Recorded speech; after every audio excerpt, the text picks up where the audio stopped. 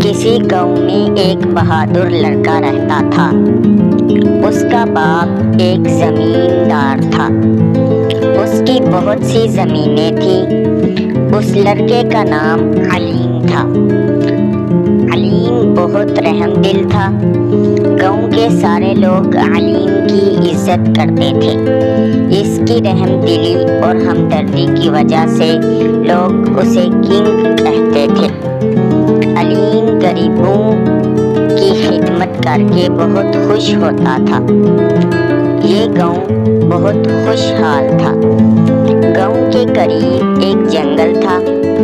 علیم ایک دن اپنے باپ کے ساتھ بیٹھا تھا جب ایک آدمی بھاگتا ہوا آیا اور کہنے لگا، فرمان صاحب، گاؤں میں جنگل سے ایک درندہ گھس آیا ہے، ایک بکری کو لے گیا ہے۔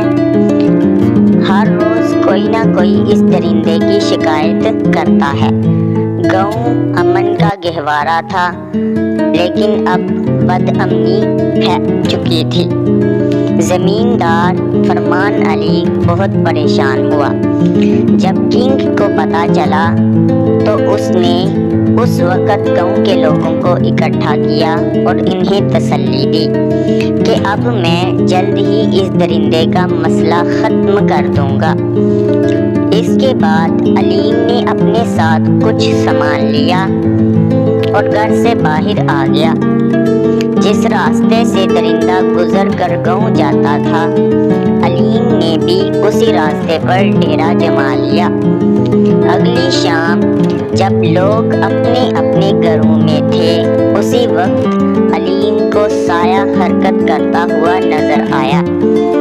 اس نے دیکھا تو یہ وہی درندہ تھا جس نے گاؤں میں تباہی پھیلا رکھی تھی۔ درندے کی آنکھیں انگاروں کی طرح دہک رہی تھیں۔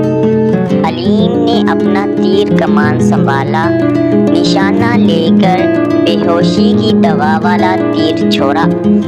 چند سیکنڈ کے بعد زوردار چھنگار کی آواز سنائی دی۔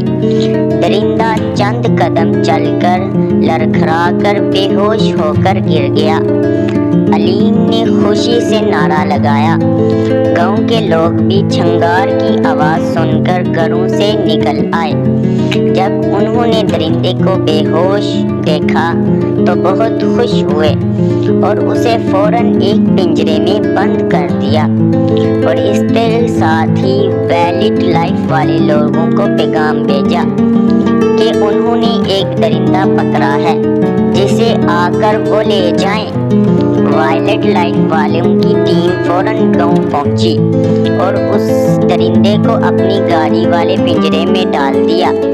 شہر جانے سے پہلے ٹیم کے سربراہ ڈاکٹر پرویز نعیم نے علیم کو شاباش دی کہ اس کی عقل مندی کی وجہ سے ایک درندے کو مرنے سے بچا لیا اور گاؤں کو بھی محفوظ کر دیا گیا۔